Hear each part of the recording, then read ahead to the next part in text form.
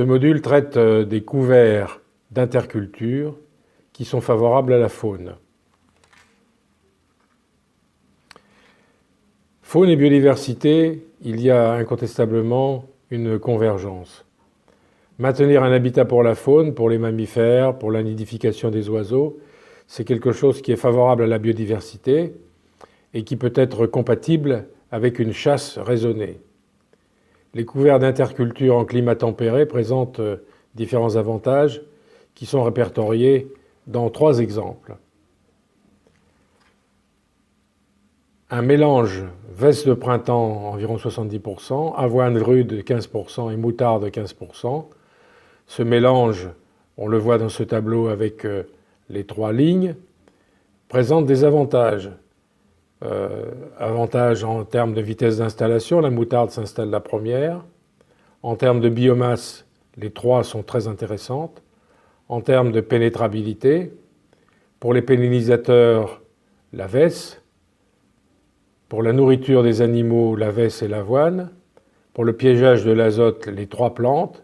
Pour la fixation symbiotique de l'azote, la vesse. On voit qu'il y a là différentes fonctionnalités qui sont complémentaires et qui sont très utiles en tant que couvert d'interculture et source de biodiversité. Deuxième exemple, mélange de vesse pourpre, environ 65%, trèfle d'Alexandrie et facélie. Il y a pour les mêmes critères des intérêts tout à fait évidents pour notamment les pollinisateurs et pour la production de biomasse. Et enfin, dans le 3e exemple, mélange radis asiatique 15%, avoine rude 70%, facélie 15%, un avantage évident en termes de biomasse, de pénétrabilité et de piégeage de l'azote.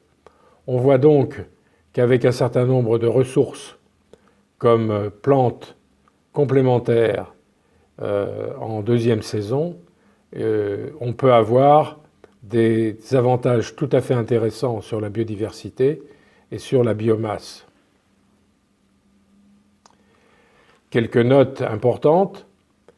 Semer le plus tôt possible dès la récolte des céréales, de façon à pouvoir bénéficier des pluies de fin d'été et d'automne.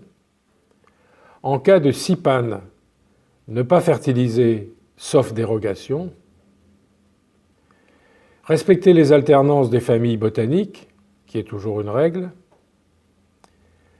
Prêter attention à la concurrence pour l'eau en fin de cycle d'interculture. Enfouir superficiellement pour faciliter la décomposition. Et tenir compte des apports d'azote pour les cultures suivantes. Donc retenir dans le cadre de l'agroécologie cette convergence intéressante entre l'utilisation à des fins de chasse, de nidification, d'entretien des petits mammifères et donc de biodiversité ainsi que d'intérêt général pour la production agricole.